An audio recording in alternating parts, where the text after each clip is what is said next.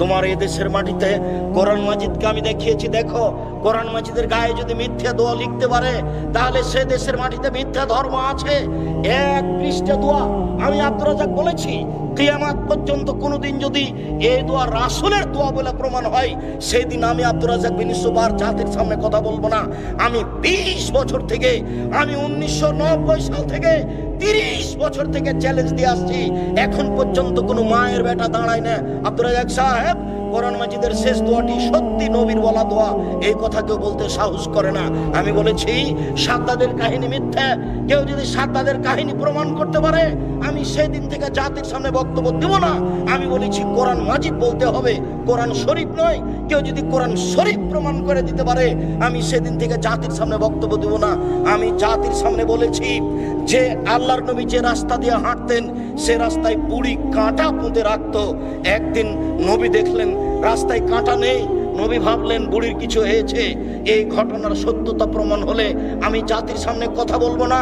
সম্মানিত দিনী ভাই বোন, ধর্মের নামে এদেশের মাটিতে মিথ্যা কথা আছে, যার কারণে মানুষ কোরআন মাজিদের গায়ে মিথ্যা দোয়া লিখে দিতে পারে। সে কত বড় দোয়া, এক পৃষ্ঠা যাবত। এইদিকে আছে একটা ছোট দোয়া, দো খাতমিল কোরআন। রাসূল সাল্লাল্লাহু আলাইহি ওয়াসাল্লাম কোরআন পড়া শেষ করলে তিনি বলতেন, সুবহানাকা ওয়া বিহামদিকা আশহাদু আল্লা ইলাহা ইল্লা আনতা আস্তাগফিরুকা ওয়া আতুবু ইলাইক। এই দোয়াকে বাতিল করে মানুষের বানানো দোয়া কোরআন মাজিদের গায়ে লিখে দিয়ে মানুষ চালিয়ে দিচ্ছে, জাতি চালাচ্ছে, জনগণ চালাচ্ছে, আলে ওলামা চালাচ্ছেন। আর আমি যা বলছি সেদিকে আপনার কর্ণপাত হয় না। হয় না কেন? সত্য কথা বলতে এসেছি, রূপক কথা বলতে আসিনি। আবারও বলছি, 1990 সাল থেকে এখন পর্যন্ত আমি কোনোদিন অপ্রয়োজনীয় বাক্য বলিনি। 1990 সাল থেকে এখন পর্যন্ত আমি কোনোদিন মানুষের কাছে পথ খরচ পাথেও যাইনি। গাজীপুর জেলার কোনো মানুষ যদি বলতে পারে আব্দুর রাজ্জাক সাহেব একদিন আমার কাছে পথ খরচ পাথেও চেয়েছিল, এই কথা প্রমাণ হয়ে গেলে আমি আর জাতির সামনে কোনোদিন বক্তব্য দেব না। সম্মানিত দিনী ভাই বোন, আমি গাজীপুর জেলা সম্মেলনে ডাক দিয়ে উপস্থিত হয়ে জাতির সামনে কথা বলছি। আপনি বাড়িতে আছেন, আপনি টিভি নিয়ে বসে আছেন, আপনি বউ নিয়ে মজাক করছেন টিভির সামনে বসে, আপনার জবাব কি আছে আমি তা জানি না। অতএব দিনী ভাই বোন, আমি আপনাদেরকে সতর্ক সাবধান হওয়ার অনুরোধ রেখে বলছি। হাদিসের শেষ অংশে পূর্বের কথাগুলি আসছে।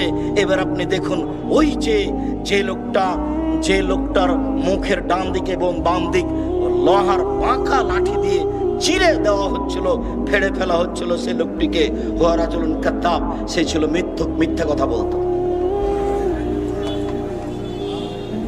হুজুরকে যারা প্রোগ্রাম নিয়েছে তারা বলছে হুজুর এখন কোথায়?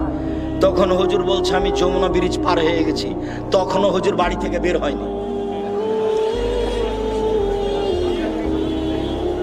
জি, আর আপনার জীবনে কত মিথ্যা আছে তার কোনো হিসাব নেই। এই ছেলে, যেখানে আর একজনের ক্ষতি হবে না, তোমার মান সম্মানের ক্ষতি হতে পারে, তখন তুমি মিথ্যার আশ্রয় নিতে পারো মর্মে ইব্রাহিম আলাইহিস সালামের ঘটনা তোমার সামনে আছে। স্বামী স্ত্রীর মধ্যে গন্ডগোল লেগেছে বা দুইজনের মধ্যে মীমাংসা করার জন্য মিথ্যার আশ্রয় নিতে পারো, তা বুখারীর হাদিসে এসেছে। ইব্রাহিম আলাইহিস সালামকে বলা হয়েছিল মূর্তি ভেঙেছে কে? তখন তিনি বললেন আমাকে বলছেন কেন? ওই যে বড়জন কুড়াল ঘাড়ে করে আছে তাকেই বলেন না। তখন তারা বলল হ্যাঁ, ও কথা বলতে পারে। তার কথা বলো মানে? ও যে কথা বলতে পারে না, তার ইবাদত করো কি করে? তারও খেপে গেল, এই বেটা গর্ত খোঁড়ো, ইব্রাহিমকে আগুনে জ্বালিয়ে দাও। ইব্রাহিম সেদিন জানছেন যে আমি ভেঙেছি, তবুও তিনি নিজের কথা না বলে বলছেন ওই যে বড়জনকে জিজ্ঞাসা করেন, বলে দিবে কে ভেঙেছে।